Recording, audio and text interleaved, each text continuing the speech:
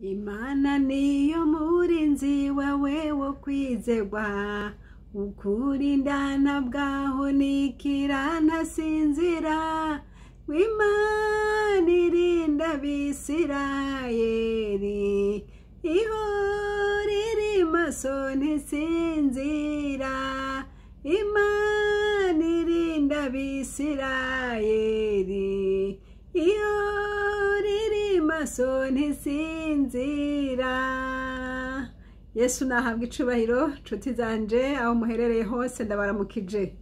Imana yacu nihabwa icubahiro kubera yuko yamiturinda igihe cyose. Imana yacu ntisinzira, itubereye maso. Nico gituma wowe nanje tugihumeka kandi tukaba tuvuga izina ryayo. Yesu nahabwa icubahiro. Wo muri kumwe hano ni Françoise Habonayo. Ndasubiye gushimira Imana kubw'uyu mwanya mwiza turonse kugira ngo tuganire ku ijambo ry'Imana. Imana nishimwe. Uyu munsi turagenda kuganira ku nkuru y'umuntu umwe Imana yagiriye neza. Dusoma mu gitabo ca Yohana. Ni umuntu ngo yavutse ari impumyi. Iyo nkuru murayizi, ariko n'ijambo ryampezagiye cyane. Muri iyi minsi ryarampezagiye, naribonye mukundi gushasha. Navuga nti Yesu nahabwa icubahiro kuko byukuri iri jambo ry'Imana ni rizima. Iyi nkuru rero dusoma tuyisoma mu gitabo ca Yohana igice c'9. Hariya niho dusanga amajambo amwe tugiye kuganirako. Tuhereye hariya ku murongo w'13 haravuga ngo umwe yahora ari impumyi bamujana ku bafarisayo, kandi uwo munsi wari isabato. Yesu yavurunze utwondo agahumura amaso yiwe. Abafarisayo basubira kumubaza ingene yahumutse. Nawe arababwira ati, yanshize utwondo ku maso ndiyuhagira ndahumuka. Bamwe mu bafarisayo baravuga bati uwo muntu ntava ku Mana kuko ataziririza isabato. Abandi bati mbega umuntu w'umunyabyaha yoshobora ate gukora ibimenyetso bingana bityo? Baramupfa. Basubira kubaza umwe yahora ari impumyi bati weho uvuga ko ari iki kuko yaguhumuye amaso? Nawe ati numvugishwa n'Imana. Dushishikaye gusoma turabona ingene bashishikaye bamubazagiza, ariko wewe mu by'ukuri yari yahumutse, ariko ntiyarazi neza uwamuhumuye wari we. Nico gituma yavuga ati ngira ngo numvugishwa n'Imana. Hanyuma hariya ku murongo wa 24 baravuga ngo maze bahamagara ubugira kabiri wa muntu yahora ari impumyi, baramubwira bati niwubahe Imana, twebwe tuzi yuko uwo muntu ari umunyabyaha. Nawe arabishura ati nambara umunyabyaha sindabizi. Ico nzi ni kimwe, nuko nari impumyi none nkaba mbona. Baramubaza bati yakugiriye ate? Yahumuye amaso yawe ate? Arabishura ati namaze kubabwira ko mutabyumvise. Mugombera iki gusubira kubyumva? Mbega namwe mugomba kuba abigishwa biwe? Baramutuka bati ni wewe mwigishwa wiwe, natwe tweho turabigishwa ba Mose. Twebwe tuzi yuko Imana yavuganye na Mose, ariko uwo ntituzi ahaturuka. Wa muntu arabishura aterega n'igitangaza ko mutazi ahaturuka, kandi ari we yahumuye amaso yanje. Haleluya. Turazi ko Imana itumviriza abanyabyaha, ariko yubaha agakora iby'igomba we iramwumvira. Uhereye kera hose ntihumvikanye ko hari umuntu yahumuye amaso y'uwavutse ari impumyi. Iyaba uyu atavuye ku Mana ntaco yoshobora gukora. Baramwishura bati wewe wavukiye mu byaha gusa ni wewe utwigisha. bamuhindira hanze. Yesu yumvise ko bamuhindiye hanze, aja kumuraba, aramubaza ati mbega wizeye umwana w'Imana? Nawe aramwishura ati nindega mugenzi nkamwizera. Yesu aramubwira ati wamubonye kandi niwe muriko muravugana. Nawe ati ndizeye mwami. Araheza aramupfukamira. Yesu avuga ati naje muri iyi si kubagahinyuza ngo abatabona babone n'ababona babe impumyi. Naya majambo nagomba kugira ngo nsomye maremare, ariko nagomba kugira ngo nshike ku ntego ngomba kuganira namwe ico mpemu yeranyigishije muri iyi minsi. Uyu muntu yavutse ari impumyi kandi abavyeyi biwe barabishingiye intahe. Sinagomvye ko tubisoma byose, ariko baravuze bati nukuri yavutse ari impumyi. Kandi uyu nawe baramubaza ati none yabigenjeje gute? Ati yafashe utwondo atunkoza ku maso, maze amaso yarasharahumuka. Ati none iyo ninde? Wewe ati jewe sinzi, icyo nzi nuko yankijije. Abandi batuye n'umunyabyaha kubera yuko atubahiriza isabato. Nawe ati niba ari umunyabyaha je ibyo ntavyo nzi, icyo nzi nuko nahumutse. Yesu nashimwe. Aha nahasanzemo amajambo yitwa ngo urukundo rw'Imana. Uyu muntu yari yavutse ari impumyi, ntiyigeze kubona, ariko imbabazi z'Imana igihe gishitse zimugerako acarahumuka.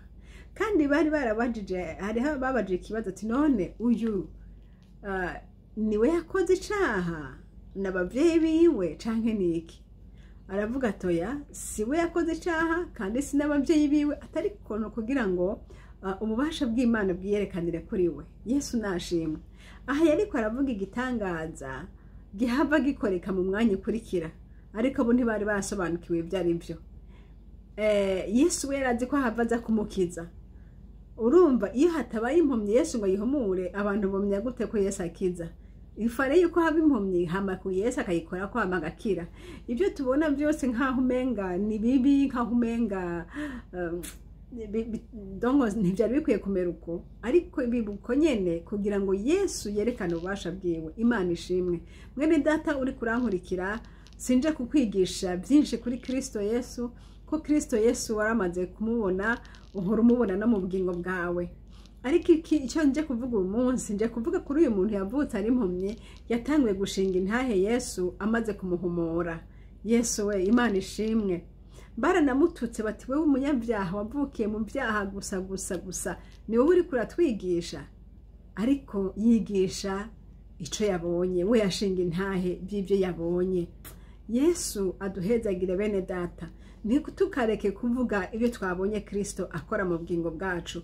Yesu yagukijije, bwira abandi ko wakize.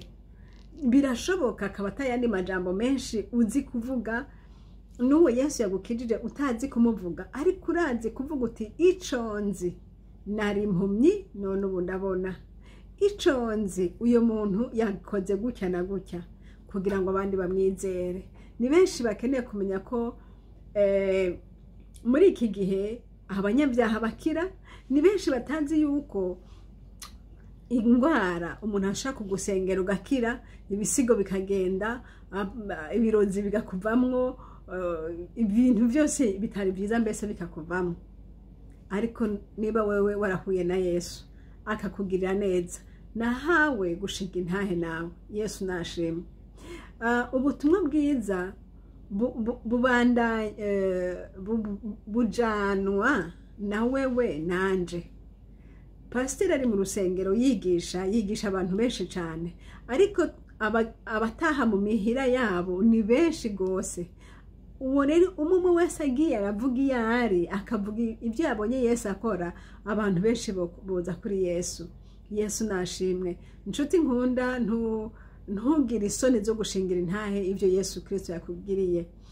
Hano abavyeyi b'uyu muhungu baratinye kuvuga neza uko byagenze, kuko bari batinya abafarisayo ko bahava babagirira nabi. Kuko iki gihe ntibyari byoroshe gushingira intahe y'uwo muntu yitwa Yesu, kuko uyo yitwa Yesu bavuga ngo ni umunyabyaha, niko bamwita. Kandi bumvise uri umwigishwa wa Yesu, wabura umuntu bwo guhigwa, baca baguhiga bakakugirira nabi. Rero nyine abavyeyi b'uyu muhungu baratinye, baravuga bati icyo tuzi nuko yavutse ari impumyi, nitwe twamuvyaye, ariko ubu arabona. Uwamuhumuye ntawe tuzi, mwibariza arakuze aravyivugira. Yesu we, Imana idufashe. Hari igihe ujejwe gushinga intahe canke kukwapwiya canke kugusutena mu ntahe ashobora guhesha akanka kwemera ivyo yabonye, kubera yuko yanka ko bihava biba urubanza kuri we. Ashobora kuba yarabibonye, yaravyumvise, vyabaye abona, vyabereye mu nzu iwe, ariko akanka kubishingira intahe kuko yumva umenga nta nkomeza afise zo kwemanga ivyo bintu kandi yarabibonye.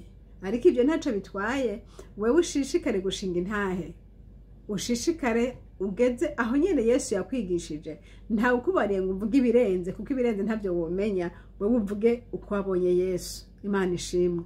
Nayo aba bantu bagumye bamubaza incuro nyinshi, araheba arashavuga ati none ko nabibabwiye, kubera iki muguma munsubizamwo? None namwe mugomba kuba abigishwa biwe?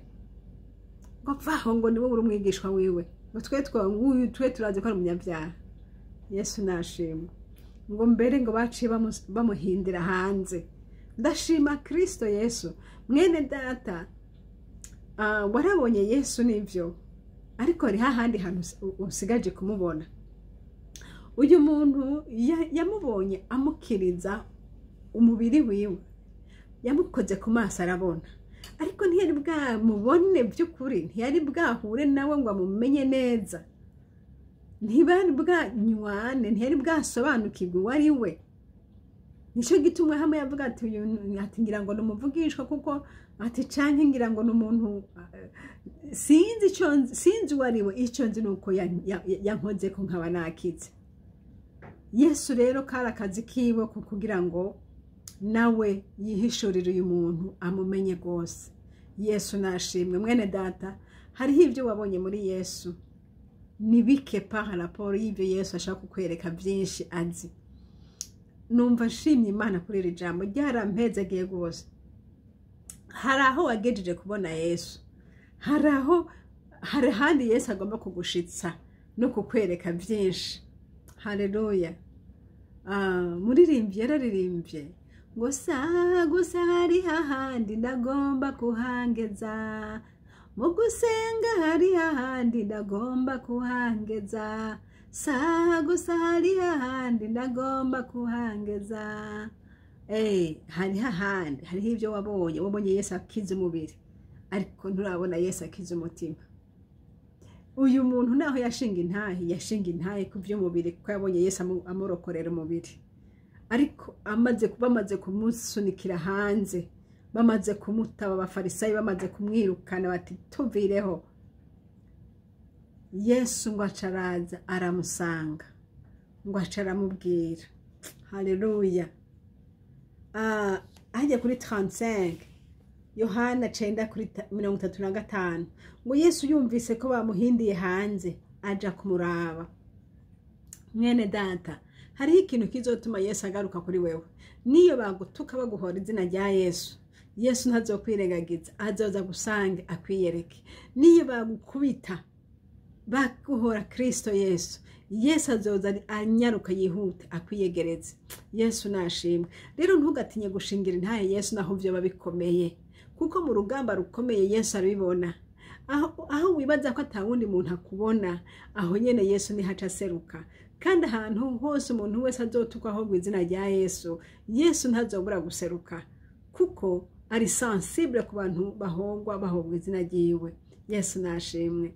Uyu muntu si we yagiye guhamagara Yesu, kuko ntiyarazi nahamusanga, ariko Yesu we nyene, kuko ijisho ryiwe rihora ku bana biwe, ijisho ryiwe rihora ku gikorwa ciwe, ijisho ryiwe Yesu ntirikuvako, kuko mwaramenyanye. Yesu nashimwe. Yesu yakwanditse mu kiganza ciwe, ntakwibagira, uri mu mutima w'Imana. Imana iguhezagire mwene data. Ngo Yesu rero ngo acaja kumuraba, ngo aca aramubaza ati mbega wizeye umwana w'Imana? Urumva ntiyari bwana mwizere ko ntiyari anamuzi. Nawe aramwishyura ati nindega mugenzi nkamwizera. Yo mwami wanje we. Yesu aramubwira ati wamubonye kandi niwe muriko muravugana. Muri iri jambo yaravuze ati ni jewe nyene, ni jewe naguhumuye, ni jewe mwana w'Imana wahora umvuga ariko utanzi. Muri iyi minsi hari abantu bavuga Yesu batamuzi, bakamuvuga kubw'ibishobisho, bakamuvuga kubyo babonye akorera abandi, ariko mu by'ukuri batarahura nyaguhura. Ndakwifuriza guhura na Yesu, ndakwifuriza gushinga intahe, hariko cyane cyane ndakwifuriza guhura n'uyu Yesu, kuko uyu muntu naho yari yahumutse ntabwo yari bwamenye Yesu wari we. Turabona yuko aha niho yaciye akizwa, niho yakirijwe. Bene data, aha ndagomba dusobanukirwe ikintu kimwe. Mw'ishengero dufise abantu b'ubwoko bubiri. Mw'ishengero hari abantu bamenye Imana, baririmba Imana, bavuga Imana kandi basenga Imana, kubera yuko bumvise bigishijwe, babikuriyemwo guhera kera, bakuze bababwira Imana, aho barayizi kandi nabo babwira n'abandi. Ariko hariho ikintu batarashikako. Umuntu wese atarashika kuri etape yo guhura na Yesu personnellement, ngo amubwire ati ni jewe Yesu mbega uranyizeye, uyo hariho ico atarashikako. Kandi Imana yo mw'ijuru idushoboze, idufashe. Imana ishimwe. Rero ndashima Imana yo mw'ijuru kubw'aya majambo meza turonse. Ndakwifuriza ubwo ushinga intahe, ariko ushinga intahe Yesu mwarabonanye. Atari uko yagukijije gusa, atari uko wabonye akora ibitangaza gusa, ariko ari uko mwahuye akagira ico akubwira. Nimwa waba hariho ico yakubwiye, mwaravuganye, naho yaba yakubwiye ati mwananje ndagukunda mbega uranyizeye, nawe uti data wowe urinde, ati ni jewe Yesu, uti ndagomba kugukurikira. Iryo jambo ryonyene ryo kugumya naho hoba mu masekuse ameze gute. Imana ishimwe. Ndakwifuriza guhura n'uyu Yesu rero nkuko yahuye n'uyu muntu. Ariko kenshi muzohura ryari, urumva ko urana ko bahuye amaze kuja mu ngorane, ariko aramushinga intahe bakamwanka, Yesu akacaza akamusanga. Nawe Yesu rero ntutinye kumushinga intahe uko meze kose, uko biri kose Yesu azoza gusange. Kandi wifuze kubona Yesu uyu nyene uyu. Niba wakuriye mu by'Imana, wifuze ko umubona kugira ngo ukure mwaramenyanye na Yesu, mwarandikiraniye na Yesu. Yesu ashimwe. Ntunezerwe. Niho ryajambo kandi riza niho ncenda gibuka ryajambo ngo ntimunezerwe nuko ibitangaza bikoreka, ariko ngo munezerwe nuko amazina yanyu yanditse mu gitabo cyo mw'ijuru. Amazina yacu yandikwa ryari? Yandikwa igihe twiyandikishije, igihe twamwakiriye, igihe twamwemeye. Uyu nawe izina ryiwe ntiryanditswe ngo nuko yahumutse amaso, ariko izina ryiwe ryanditswe kubera yuko yavuze ati ndakwizeye mwami wanje. Ati none uragomba kwizera umwana w'Imana? Ati nindega mugira, ati ni jewe, ati yo ndakwizeye. Aca aramwemera. Uhereye ubwo nawe aca acika umwe mu bana b'Imana. Mwene data, Yesu aguhezagire, Yesu aguha umugisha. Nawe ndakwifuriza ukuvuga Yesu, ube waramenyanye na Yesu, ube waramwizeye. Ntubupfa kumuvuga gusa kuko yagukijije, ntubupfa kumuvuga gusa kuko wakuriye mu nzu y'abantu b'Imana, ariko muvuge kuko mwahuye akagira ico gukorera. Nuko Imana data wa twese yo mw'ijuru ibahezagire kandi bagirire neza. Yari mwene so muri Kristo Yesu, Françoise Habonayo, muriko muravugana. Umuntu n'amahoro biva ku Mana data wa twese bibane namwe mwese. Imana yera ibahezagire. Nomero za telefone ni za zindi, ni +46 768 0065 46. Kandi iyi shene tuvuganira ko ni Habonayo. Karibu mwese mugire sabone kugira ngo n'ubundi butumwa nzoza ntanga bubashikire. Imana yera ibahezagire mwese. Amen.